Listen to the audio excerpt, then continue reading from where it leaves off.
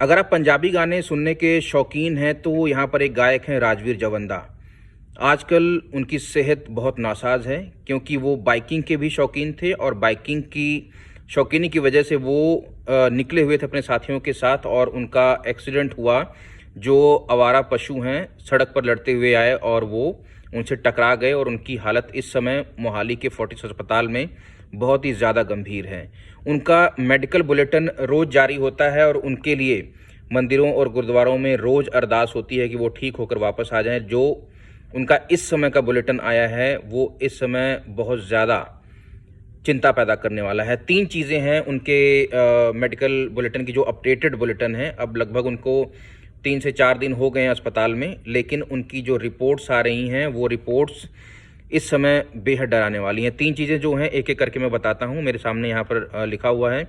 सबसे पहली रिपोर्ट में जो पॉइंट है वो है कि ब्रेन एमआरआई में हाइपोक्सिक चेंजेस आए हैं। मतलब कि ब्रेन की जो एमआरआई की गई, उनके दिमाग की एमआरआई की गई, उसमें एक समस्या ये आ रही है कि उनके जो दिमाग के टिश्यू हैं, ब्रेन के टिश्यू हैं, वहाँ तक जो ऑक्सीजन की सप्लाई है वो प्रॉपर नहीं पहुँच रही है। ये एक सबसे बड़ी जो चिंता की विषय है कि अगर दिमाग में ऑक्सीजन ना जाए तो इसका क्या असर हो सकता है। तो ये डराने वाली बात है।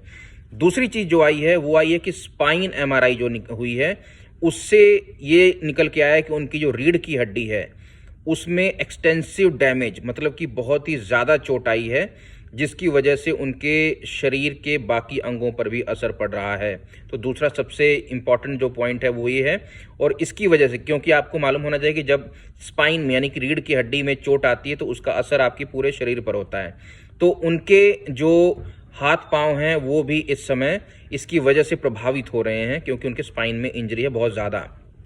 उसके बाद ये है कि ओवरऑल जो उनका सिचुएशन है, जो उनकी हालत है, उससे एक अंदाज़ा डॉक्टर लगा रहे हैं कि उनके जो शरीर, जो उनको सेहत याबी है उसमें बहुत ज़्यादा फ़ायदा नहीं हो रहा है।